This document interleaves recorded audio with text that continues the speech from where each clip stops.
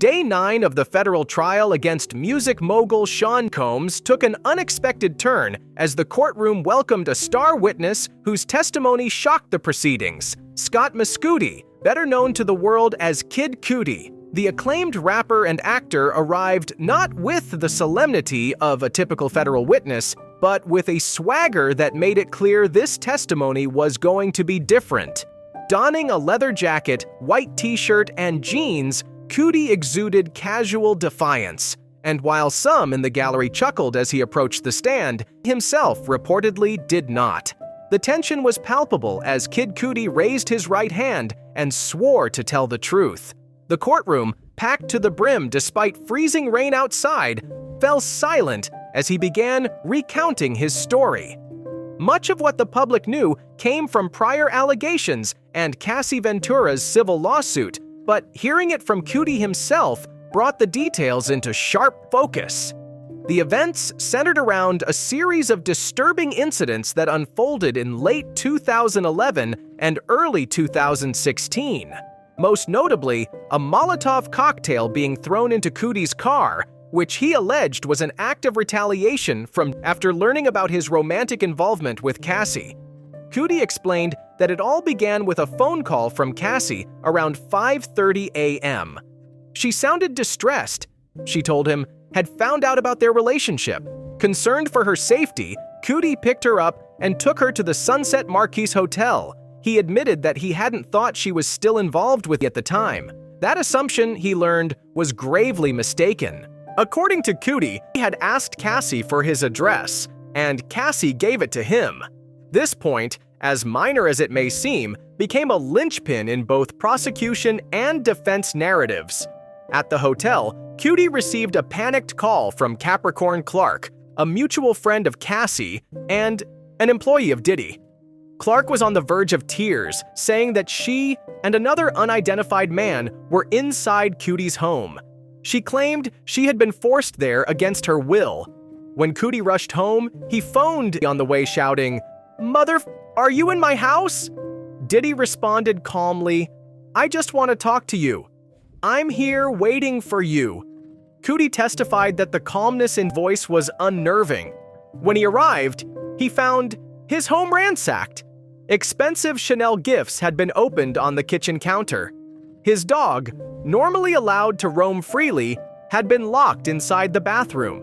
And perhaps most disturbing of all, the security cameras had been tilted downward, as if someone deliberately moved them to avoid capturing what transpired. Cudi testified that his dog became noticeably more anxious following the break-in. The rapper described the pet's behavior as jumpy and fearful, a clear indication that something traumatic had occurred. He initially wanted to confront physically, even attempting to track him down, but logic prevailed, and instead he called the police and filed a report. Later, he spoke with Cassie, who seemed emotionally crushed by the ordeal.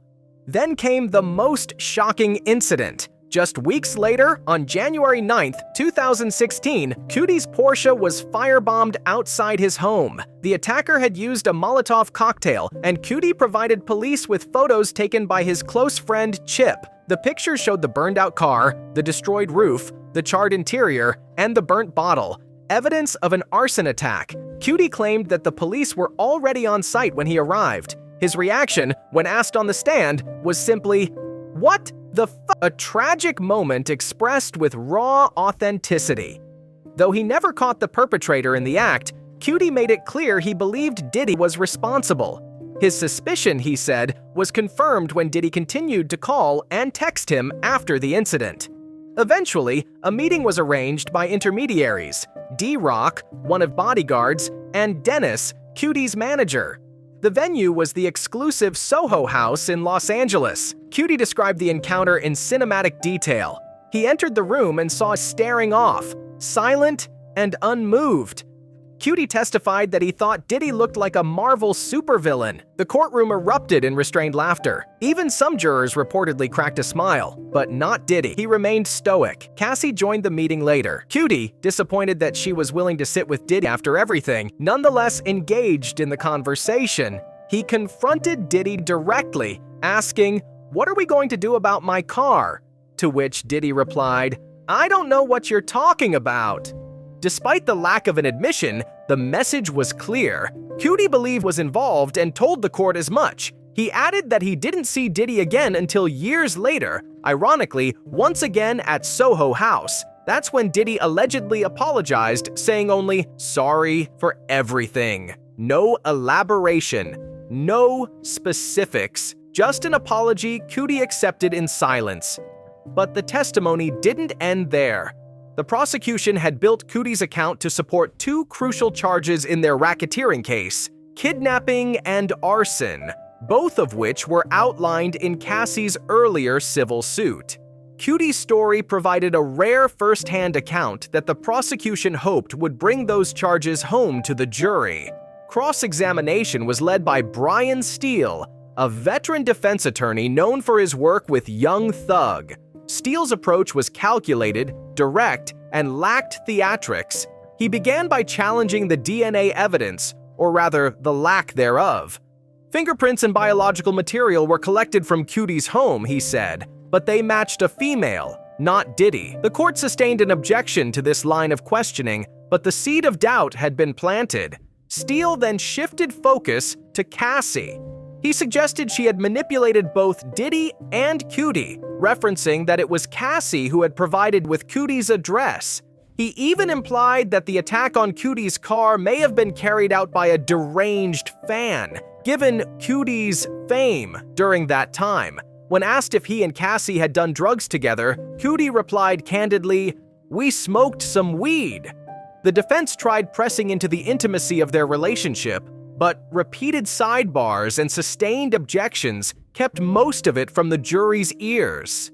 Cudi did admit on the stand that Cassie had never disclosed any sexual abuse to him, nor had he ever witnessed physically assault her. When asked whether Diddy had interfered with their relationship, Cudi responded that he had not.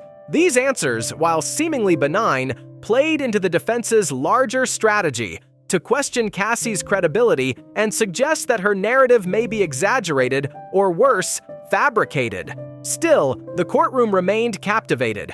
Jurors leaned forward, reporters scribbled frantically, and even casual observers were glued to every word. The combination of Cudi's celebrity, his detailed story, and his grounded delivery made him an incredibly effective witness for the prosecution. He wasn't overly emotional. He wasn't dramatic. He was calm, collected, and brutally honest.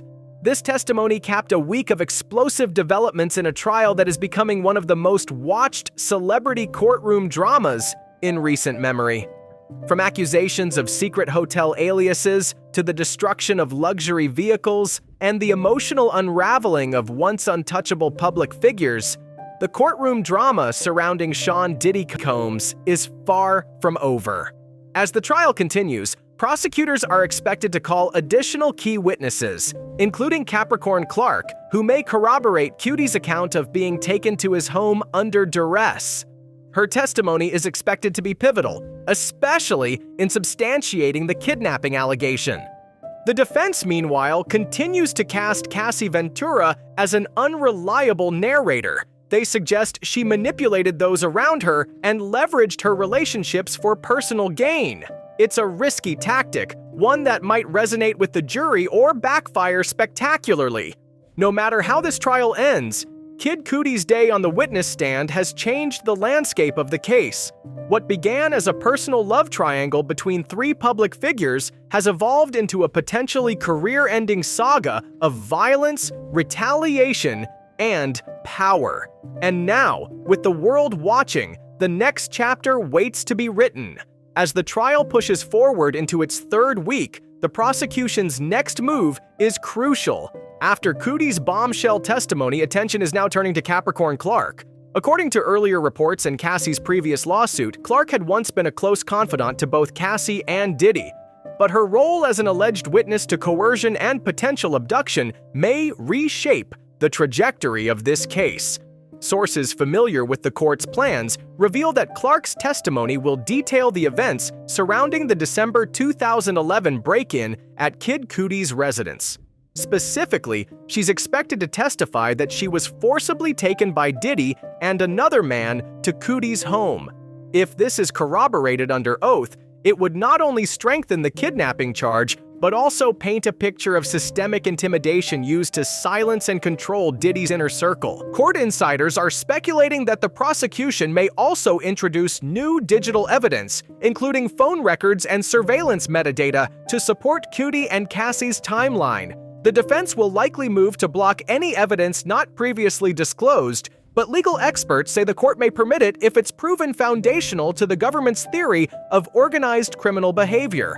Adding more intrigue, rumors are swirling that another high-profile music executive may be subpoenaed in the coming week. Though not yet confirmed, court watchers believe this unnamed individual might provide insight into Diddy's alleged efforts to quash stories and control public perception using industry leverage. Such testimony would expand the narrative beyond interpersonal drama and into systemic abuse of power within the entertainment world. Meanwhile, Diddy has maintained his composure in court, continuing his routine of quietly entering the room, greeting his attorneys, and sitting through hours of damning accounts. But those close to the case report that behind closed doors, the mood in the defense camp is increasingly anxious.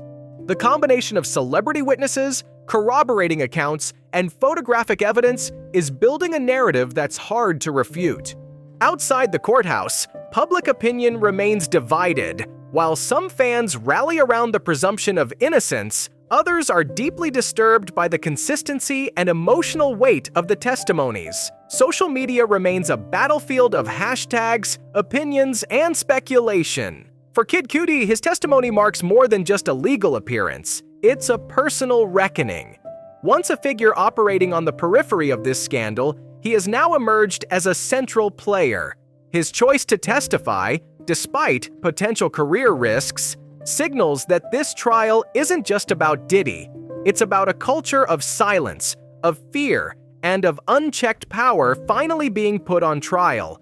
And as the prosecution prepares to bring even more witnesses to the stand, one thing is certain: the days of quiet settlements and buried stories may finally be over.